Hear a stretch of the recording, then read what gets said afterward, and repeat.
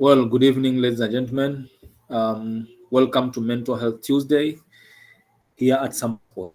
Another Tuesday, very excited to have another session of mental wellness conversations. We do this because we understand the world is engulfed by so many instances and situations of stress, trauma, depression, people taking their own lives and stuff.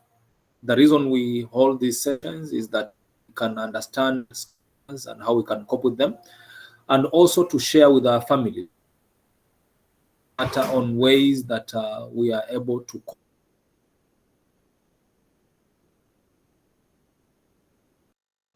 cope.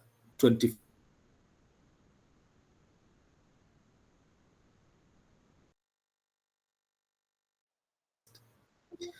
Robinah Babirye, also known as Roro. She's here to share with her what we call real resilience, living a life of so many ups and downs from very early age, living with virus, but still being able to rise to the occasion and also pursue career dreams and becoming one of the biggest voices of the voiceless. Robinah, how are you? Fine, thank you. How are you? To have you with us today.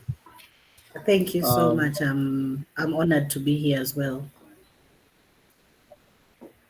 Oh, great.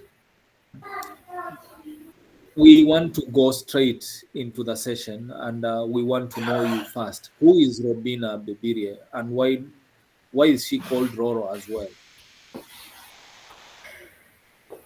Okay. So Robinah Babirye is I would call her a youth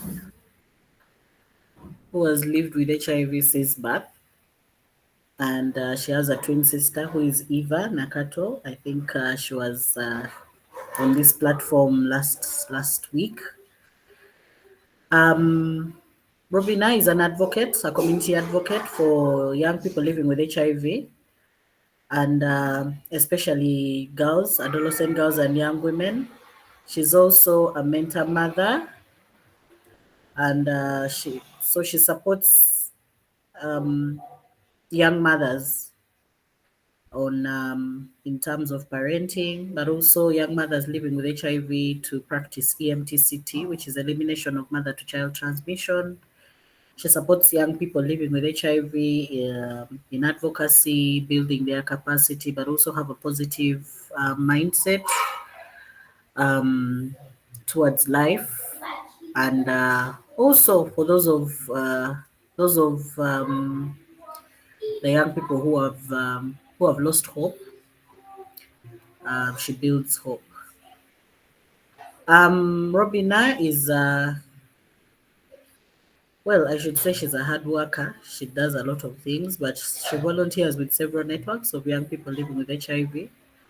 And currently, she's chairing a committee of young people living with HIV on the national network of young positives. And she's also a board chair for the Ghetto Network of Young People living with HIV. She's a graduate of a bachelor's degree in community-based rehabilitation. She's a consultant with different organizations in research around HIV cure. And yeah, she's a mother of one beautiful baby boy. Yeah, not yet married, but contented with where she is. I think that is just about it. Thank you. Thank you very much. And I am super excited. By the I'm very analytical. The not yet married came out very strongly, like it was in bold and underlined. And that story for another time. For sure. Well, we are sharing this story today because we want to give hope to people. It's never over.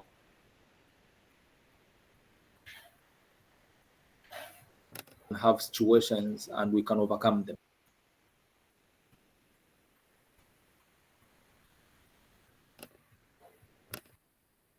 To my second question, at what age did you realize that you are HIV positive, and how did that affect your childhood? Roro. Oh, I missed out something. How I got Roro. I think, Sorry, you yeah, know, yeah, yeah. First, you'll tell us how you got to be known as Roro, and after that, you tell us at what age did you realize that you are HIV positive, and how did that affect your childhood and growth? okay. So it was just a nickname that was given to me by my family members. I think Robinah sounded so long for them, so Roro came out like quickly. So that is how I got the name. There was nothing really. There was no story behind it. It was just that people just loved calling me Roro, and I accepted it with open arms. So that is how the nickname comes, Roro. Um, how I got to You know go. at We what have. age? Sorry, Roro. Before you go into that other question, we have one greatest of all times football player. It's called Cristiano Ronaldo from Portugal, and he's also nicknamed Roro. Did you know that? No, I've just known it now. Now you know the greatest Oh, of all wow. time from Uganda now. Oh, I'm honored. I'm honored to share a nickname with the greatest of all time. Okay, now into our next question. At what age did you realize that you're HIV positive, and how did that affect your childhood and growth or development? So I was about, um, I think 12, 13, and we're still in primary. I was with my twin sister, and we're disclosed to by our mom, now the late. So she kind of like broke the news in a way of, I'm going to tell you something, but you don't need to be shocked. I'm here for you. I'm your mother. And I had to ask her these questions, and I'm like, tell us what is wrong. She said, our blood is different. And I said, how different? She said, have you heard of, so she said it in Uganda, have you heard of Silim? And I said, yes. So Silim is like, the local word they use for like HIV or AIDS. And so I said yes. And she said, yeah, our blood has Silim. In Uganda, she was saying it in Uganda, but I'm trying to like make a direct translation. And I said, okay, how did we get it? So she said, we were born with it. And I asked her, how did you get it? So she said she got it through blood transfusion. And she was like, I got it through blood transfusion. I did not know. By the time I gave birth to you, I could not like prevent you from getting it. It was already too late. So, of course, right at that moment, I, for one, it really dawned on me that this is something that has been dreaded by everybody. And right now, it's now on us. So, for me as a child, I always knew that people who had HIV or who had AIDS were criminals, like people who have done something wrong, who have like committed crimes. That is how, they would get that, because those were like severe punishments for wrongdoers. And here I was asking God, what did we do to deserve this kind of punishment? As a child, I was like, why did God punish us to have this? So our mom kept on telling us, I believe in you. You are my girls. You are strong girls. I know you're going to grow up and become better women. And, if I gave birth to you and you're growing, you're also going to give birth to children, and you'll see life will move on. I'm here for you. We are going to support each other. But of course, her being around, gave us some consolation. However, the fact was that for me, I saw death. I was facing death, and it did not really occur to me that there was even life after knowing or after being positive. And the only thing I would always think about was when am I dying? Why am I even doing all these things? Why am I going to school? Why am I eating well? Why am I doing this? After all, I'm going to die. So for me, my whole thoughts or mind were about death. And even when I went to school, and maybe, for example, if my grades were not good, the only reason I would give was that I'm going to die anytime soon. Why would I have to waste a lot of time studying hard and having good grades when I'm going to die? So whenever you could hear people dying, you would think you would be the next. So for me, that is what really happened. And it kind of affected my education and my social life, because I used to play with children of my age. But of course, knowing that anytime now they would know that I'm positive. I don't know. Somehow I felt like it was embedded on my skin or my body that, people will look at me and just know that I am positive. And at that time, our family, that is my mother's side, our family was always identified as a family of people with AIDS. So whenever you could lose a relative from the family, they would say that they have died of AIDS, even if it is some other illness. And people would always come and when they are going to pay,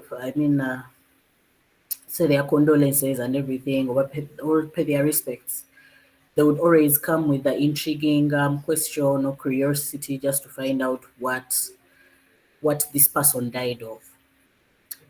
And so for me, it kind of affected me, because whenever I could look at my mom, I could look at us. And of course, that time my mom was not a well-off woman, because she was staying at her parents' house, that is our grandparents. And so I could see her suffering, and I would think maybe we are meant to suffer. Being HIV positive, you have to suffer, you have to be poor. You have to just suffer. Like, it's about pain, sorrow, sadness, and that's it. So I think my challenges were more in school, because we are always in school than at home. And of course, the holidays used to be short. So school was the time where we used to have most of the time, and I would always be there. And like I said, you never really put in an effort, because you're going to die anytime soon.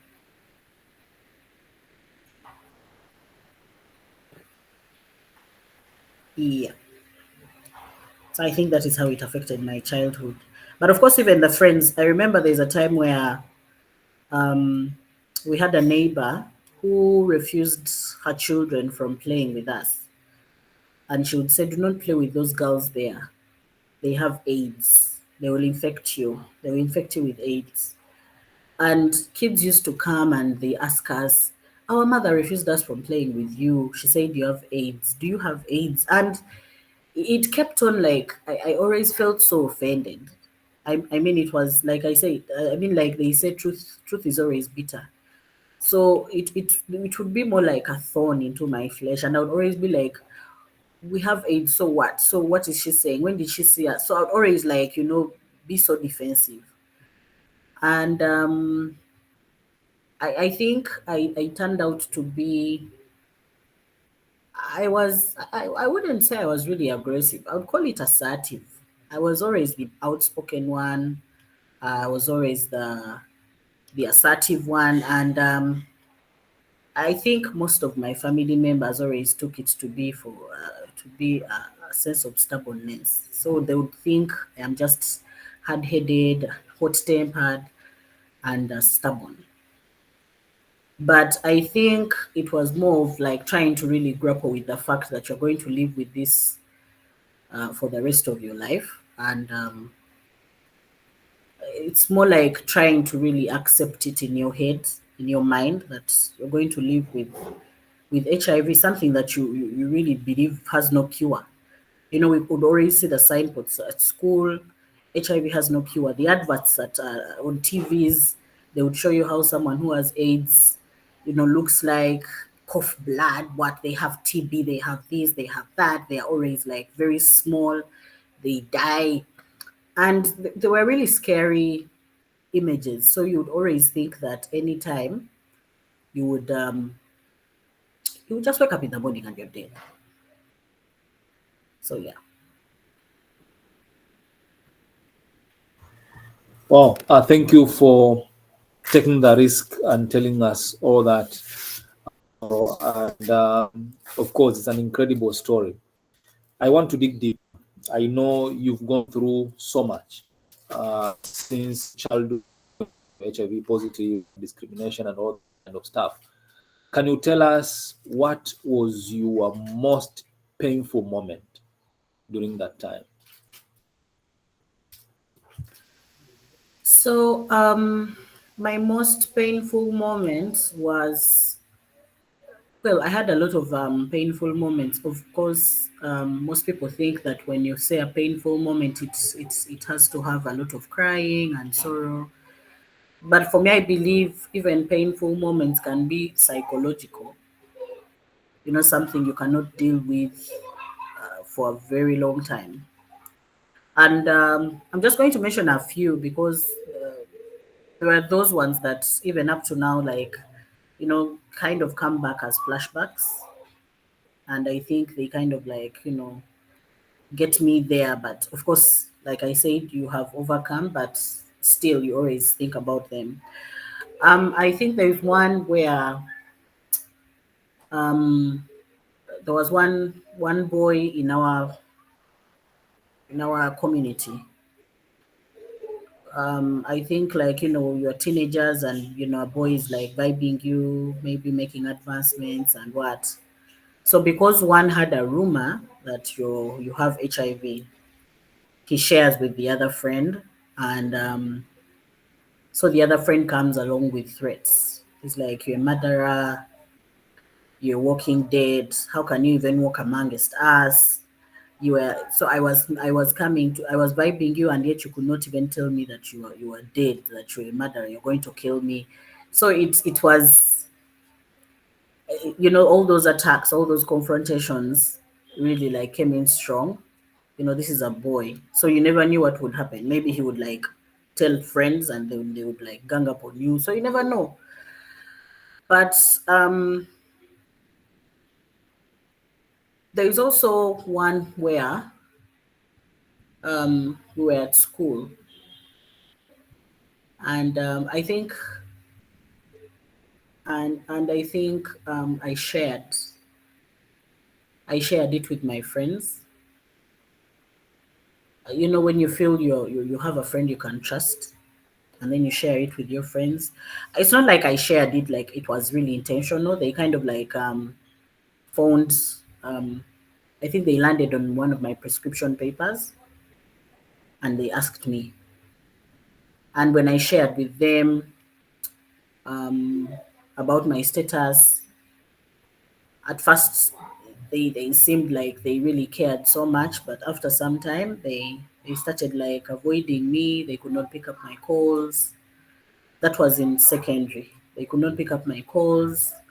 Whenever they had like a birthday, because there was one we shared a birthday with, and whenever she had a birthday, she would not let me know that there was a party that she had organized, and usually she could do that.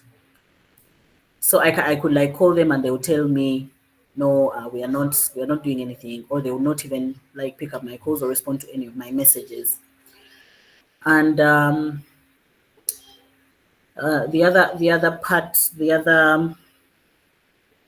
other part also is when when I was about to join campus, my university, I had a boyfriend who was negative. And when he found out about my status, he showed that he was okay with it. But I don't know, for some reason, I don't know what happened. He got First of all, he got fake results and he told me that he's positive. Two, he went ahead and got my friends' contacts, my male friends' contacts, and started sending them messages telling them that I had slept with each one of them and I had intentionally infected them with HIV. So he got a different number. He started blackmailing me, telling me I had infected him at one of those parties that we go to, and he was going to like expose me to the world that I'm a murderer. I infect people intentionally, and yet I was with the same person. You know, I mean, the person who was doing all this was close to me. And he could even offer, he'll be like, no, let us take them to the police and whatnot. And then when he would go to like the police, because he reached a point and he was like, let me go to the police. When he went to the police, I don't even know whether he reached there. He told me, oh no, they say they know this person, what, but then the records were, they disposed of the records because they were so old. These were old cases. And like I think at some point I blame myself for being so ignorant about these things, and I was like, if I had known better, maybe I would have done something. So I let him manipulate me and control me and also blackmail me. And I kept on like, I was so stressed. I was so stressed. And that period, that is the same period. I think we had lost our mom, and it was really like so hard, because before that we were really like just taking care of our mom, and we had really gone through a lot. There was a period where I should say I did not take my medication very well, and I got drug resistance. So drug resistance is when you're taking medication but then it is not working and the virus is not reacting to it, so you get resistance. So I was taking medication, but then the virus was just multiplying. When I reached the hospital, I was just attacked with these so many questions. They were telling me I was playing around with medication. I'm very unserious. If we don't want the medication, they'll give it to the people who want it. It was so much. And I had to attack one of the clinicians who had really come in strongly and was even, trying to like abuse me, I don't know whether she was really jealous of my skin because we had a clear skin and, we never had anything like a rash or anything. So she was there telling me, you're showing off with your clean skin. You wait until herpes hits it. You will not like it. So I went off and I told her it's not my fault that you're battling with your pimples. Like, just leave me alone. And if you want your medication, you can take it. I never asked for it. So I kind of had like stopped taking medication, but there was this counselor who really like helped me like get back. But then that point, fast forward to the part where mom was sick. We were with mom for a long time. I think for about 6 months when she was battling with cancer, and it was quite hard because she was our pillar of strength, and we're so used to being just the three of us. Our dad used to be present, but like present when it comes to like providing for school fees and other basic needs. But we were never with him most of the time. We're always with mom. Not because he never wanted, but because he was always busy, but also he thought it best that our mom would know us better and take care of us better. And of course, they were never together. They were never not staying together. So yeah. So when she died, it was the same period when I was also going through this blackmail from the boyfriend in quotes. So I resorted to drinking, and I think I started off with like hard liquors, not beer, but hard liquors. Like you would get like I'm just giving an example. Like I would get like a UG and then take shots until like I would like down the whole bottle. And then I started smoking. I don't know how I even got into the smoking weed business. I started smoking weed, and I felt the weed was not doing any service. I started smoking a bit of cigarettes, And it was just, I felt like maybe if I did that, it would like take everything away. Until the time when I decided to disclose publicly about my status. That is after a lot of humiliations on social media, where he posted me and he said I'm a prostitute, I sell my body and infect people with HIV. I lost my friends because of the messages he sent. People started calling me all kinds of names. My friends started like hating me for destroying their reputations and all. It was really hard, and nobody really understood what I was really going through. Somehow I found out about that he was lying. He faked results just because he wanted, like, I think I would say because of jealousy. He spoiled my reputation because he was claiming he wanted to be with me alone and all that. And when I decided to break up with him, he said he's going to take an overdose of pills, and then um, because I had broken up with him. So even after leaving him and joining campus, because after campus I decided to stay in a hostel, but he kept on like sending me messages until I blocked him. But before that, I decided to change. I mean to come out publicly because I was really tired.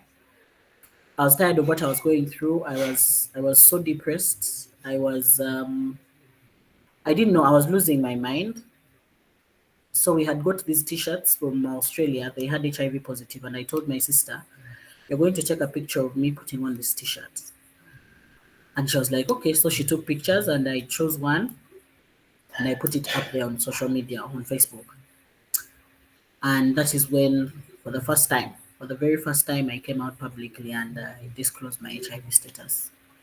But of course, even after disclosing, it was not easy because most people like came into my inbox, they attacked me. They were like, "So you're doing this for what? So what are you trying to prove? That you're out there, you want to murder us?" But one thing that really kept me going was like the positive messages that I got from the different people. They were like, "Oh my God, this is brave of you. You're doing a great job." Um, and it was kind of like soothing, getting to see that there are people who consider you a hero, even just putting up a picture like that. So that is how my advocacy started. Maybe also the other part that I remember, the sad, I would call them those sad moments, is when I was at the university and I had a roommate. And this roommate kept on telling people about my status. I had shared it with her, coming out public. I had shared it with her, and I just didn't want her to one day land on my teen and ask me these many questions. So I shared it with her. I told her, just in case maybe anything happens to me, this is my medication. I'm like this. I am positive, and just for like safety and security purposes. But she kept on telling. So she had so many friends who would come into the room. So she kept on telling them about my status. When a guy is like, "Oh, what's up with your roomie? What can I like through an advance?" And so she'd be like, "No, she's positive." And then afterwards she'd come and tell me, "Hey, this boy wants to like make an advance, but he's wondering whether should I tell him about your status?" And I'm like, "Why would you tell him about my status?" And it's not like I'm even going to like date him or anything. So she kept on telling people about my status. So that rumor spread until I got a rumor that engineering students are planning to gang up on me and set me up on fire because I am spoiling their names, that I've slept with them, and I've infected them with HIV. So I think those were one of those sad moments. Yeah. Wow. Um, what can we say? Quite a moving story. And I want to leave it to the platform before my next question. I want people to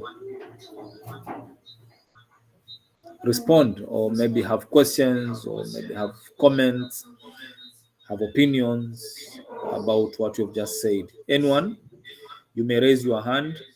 We'll give you an opportunity to speak, or you write your comments or questions on the call chat. So who goes first?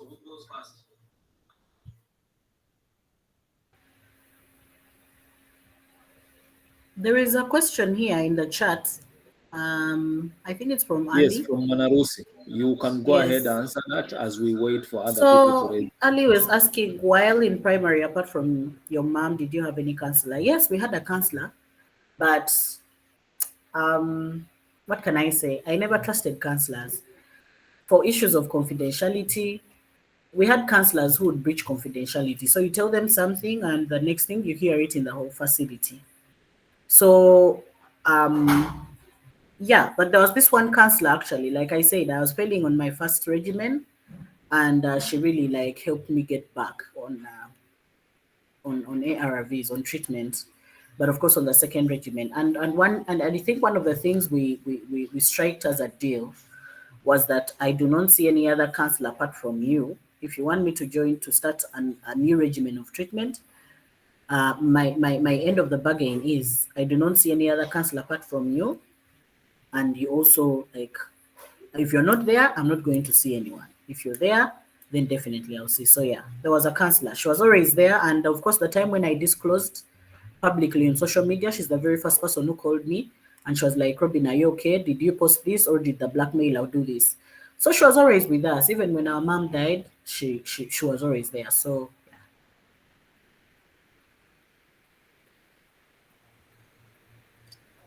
Yeah, thanks, Roro, for that. Manarusi, I hope Manarusi has her thumb up, showing that that was a great.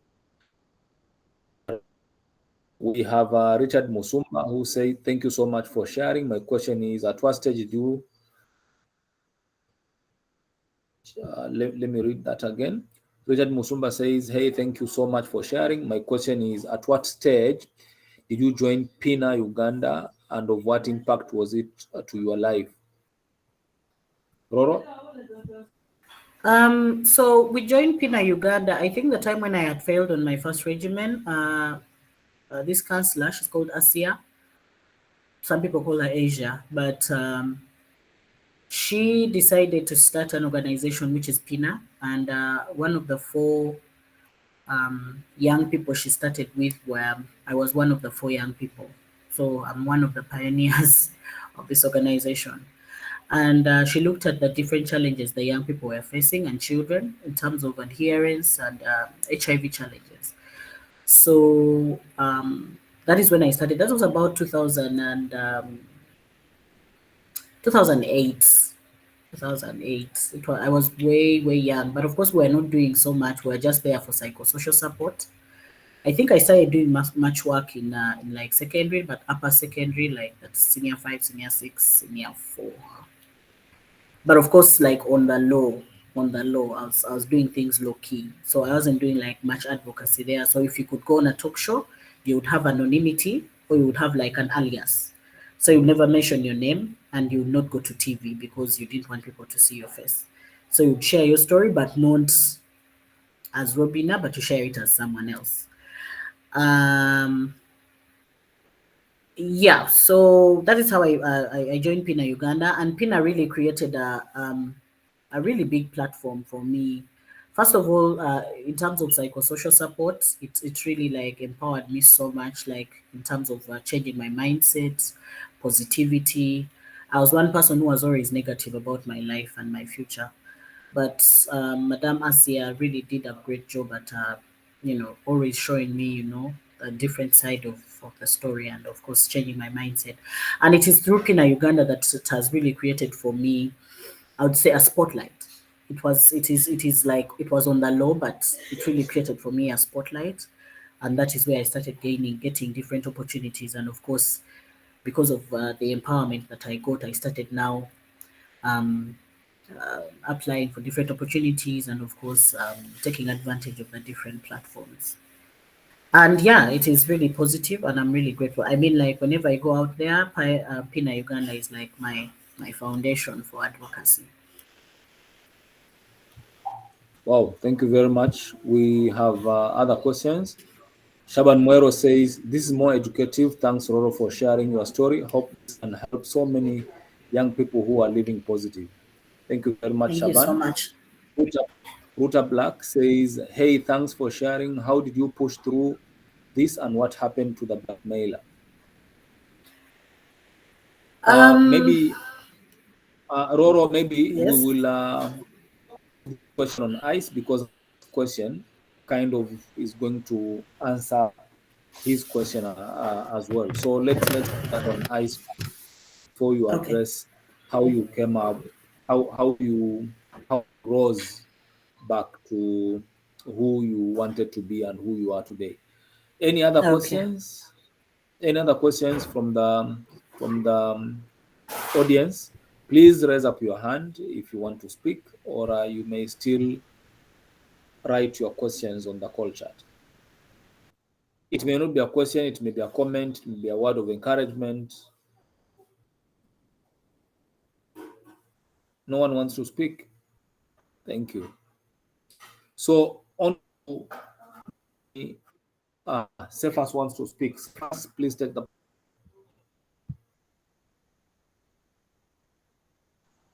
Thank you, Mohammed. First, let me take the opportunity to congratulate Robinah for being bold enough, for being courageous enough to come out and share such a beautiful story of overcoming the stigma that faces so many people living with HIV. And I know that there are so many people who are living with the HIV, but coming out as she has just come out, the stigma is just too high for so many people to come out clearly. Now, just putting that one aside, my question is, how did she manage to do her studies regardless of the very tough stigma during her studies? Bearing in mind that I heard that sometimes those who are infected by HIV normally lose memory. Did she experience such kind of a thing? Mine is just to congratulate her for coming out clearly and victorious. Thank you. Thank you so much, That of Cephas. Ruta will be. Oh, okay. So I answer Cephas and that of Ruta. Robinah, Yes, please. so that you are able to answer Cephas's question and also Ruta's question, I want to ask my next question. Okay. What lifted you to what you are today? With all those pains, with all those situations, with all that stigma, all that trauma, all that depression, what lifted you from that situation to acceptance? Okay. Thank you so much, Mohammed. First and foremost, I'll just say I think God above all. I know for some people it would sound quite, you know, funny or weird, but God, I would say God, because our mom was a very religious person and very spiritual. So we always like put God first in every situation. Like I said, our mom was not a wealthy woman, but there's a way she really like, gave us this hope, this faith, through religion, through prayer. And she would always tell us, God is going to make wonders, God is going to do this, God is going to do that. So it was always God first, and then other things come next. And then there was also this, I would say this oath we made amongst the three of us, that we shall be supporting each other, in whichever way we can, regardless of which situation we're in. But unfortunately, along the journey, one of us had to go. And it was so unfortunate that it was our mom who went. But grappling with that, and and all these other challenges that I faced, there was always my sister. My sister never left me. My sister has never left me. My sister is always with me. in good, in bad, in worst times. She has never left my side.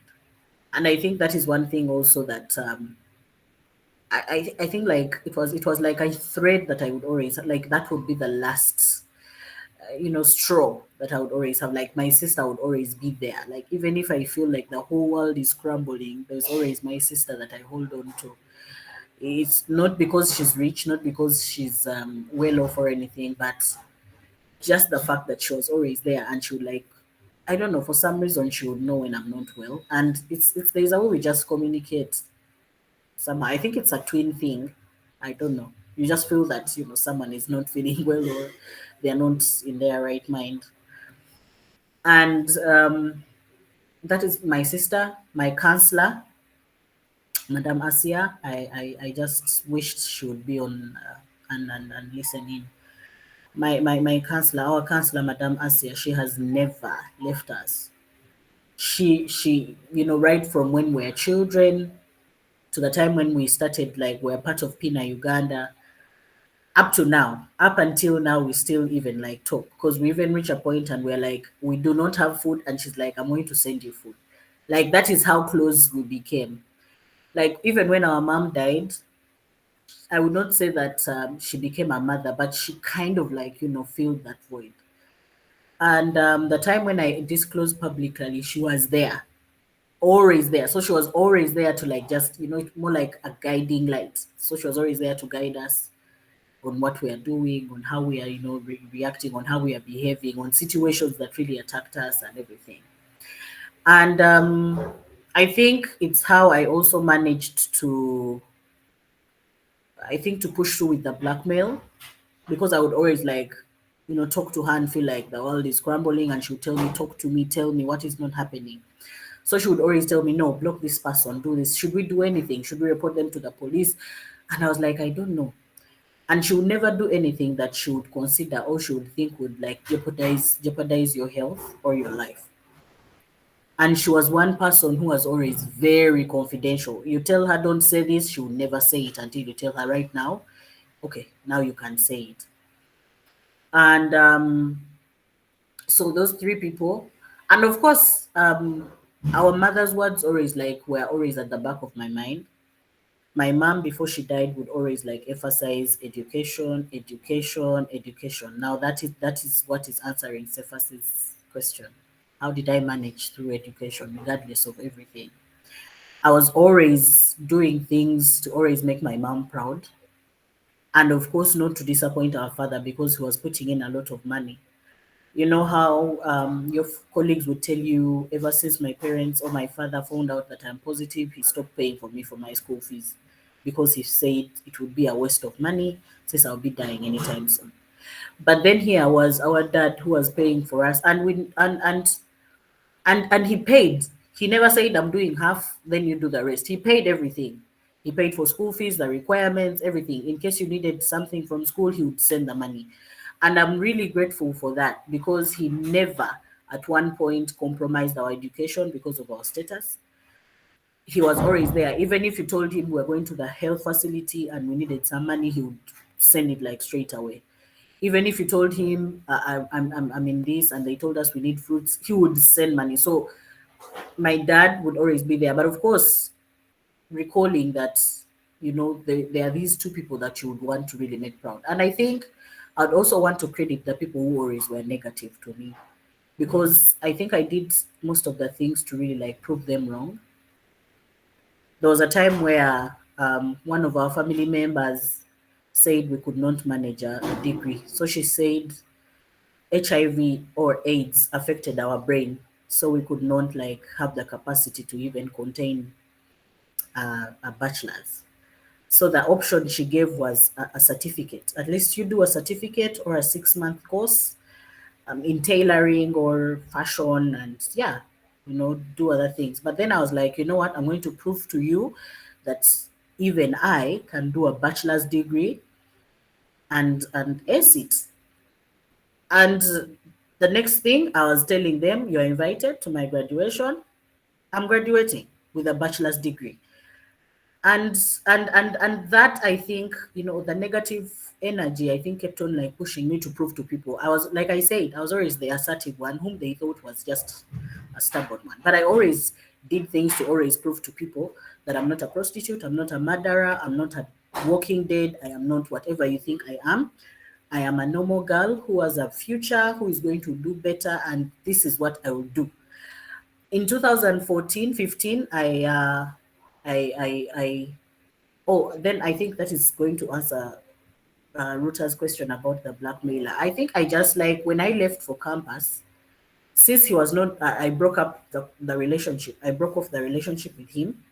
I stopped contacting him. I blocked him, and I went ahead, and I realized, and I did not even tell him where I was going to like be um, staying for my hostel. He just knew the university, but he never knew where I was staying, because whenever you tell him your whereabouts, he would use that to your advantage, to his advantage rather, and start blackmailing you using that. So this time around, I was like, I'm not going to tell him anything. I blocked him, and that is how like I canceled everything with him. Yeah. Yes. Okay, Robinah, Yeah. just so Maybe. that we are able to wind up, we have 4 minutes Yeah. left. I have one more Oh question, wow. Yes. so that whatever you want to say, you will also answer the last question. What can you say has been your proudest moments? What can you say has What can I say have been my been proudest living with moment? HIV?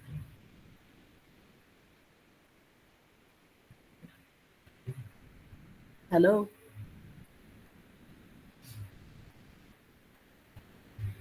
Hello, Mohammed. I didn't get you. Sorry. Sorry, I'm saying, what can you say Yes. as you are on this platform? What can you say has been your proudest moments despite living with the virus? Okay. One, I graduated with a bachelor's degree and I aced it.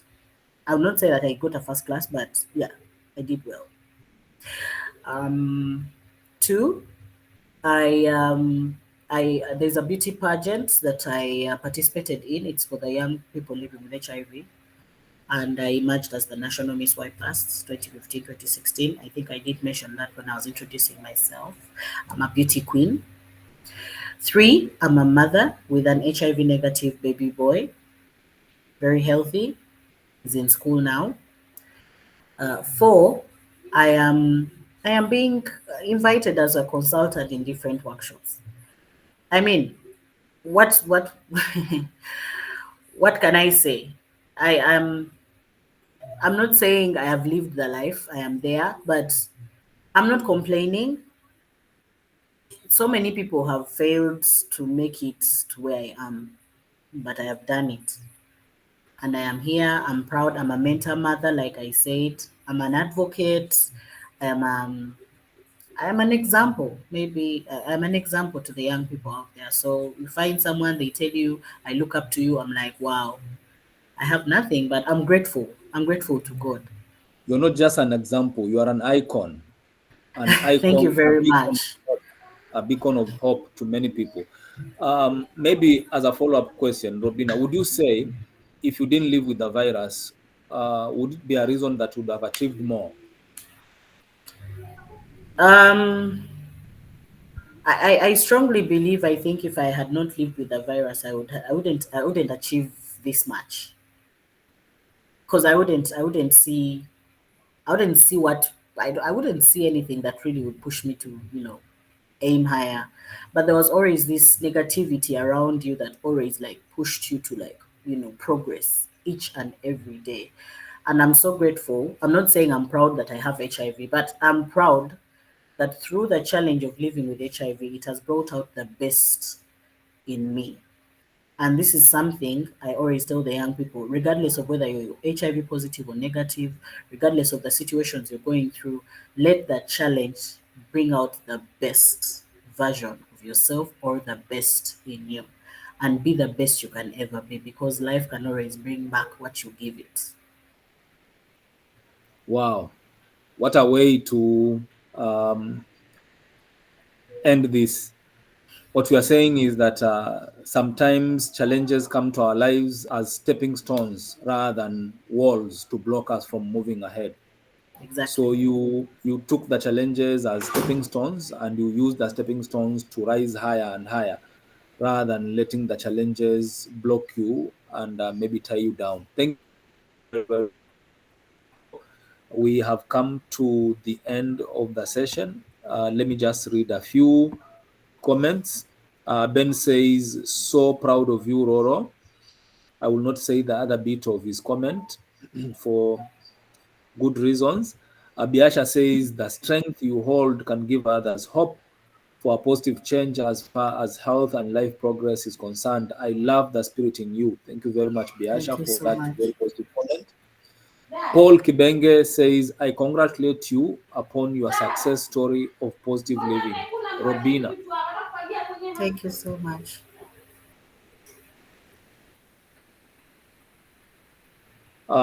So thank you very much. Any last word, Robina, as we close? We are one our closing time. All right, I'm going to be just quick. I just want to thank SambaSports Youth Agenda for this Tell platform. people who are going through challenges. Yeah, I just want to really appreciate this platform. I mean, sharing my story not just in Uganda but also across East Africa. I'm really honored and humbled, and maybe my last word go out to the youth since it's a Mental Health Tuesday. Some of the things, the human mind is really powerful, so whatever you feed it with is what will control your life. I mean, control you for the rest of your life. So if you feed it positivity, it will give you positive feedback. If you feed it negativity, definitely it will give you the negative. But one thing I need to like assure my colleagues or comrades that life is what you make it. If I had sat on all this, I wouldn't have achieved what I have achieved. But it's not easy. Some people will tell you it's not easy for you had opportunities, but it's never easy for everyone. I had my own fair share of challenges, and trust me, if you had my challenges, you wouldn't even be anywhere close to where I am. But whichever challenge you face, I'm not saying just, sometimes it's hard, but always get someone who can help you get out of it. They might not be financial supporters, but just being listeners also helps. If you are going through something that is affecting your mental health, please don't hesitate to share with someone you can confide in, and that person can help you like step out of it. And I think it's through those abyss that we try to drown ourselves in. We lose ourselves and we need just that one person who will throw us a rope down there to climb on. God bless you. Wow, we love you so much. That was Mental Health Tuesday with a, what can I say, amazing presenter and sharer, Robinah Babirye-Roro. Thank you very much. God bless you. It's been a wonderful night, everyone. Thank you for joining in, and we love you as well. And have a good night. See you next Tuesday. Good night.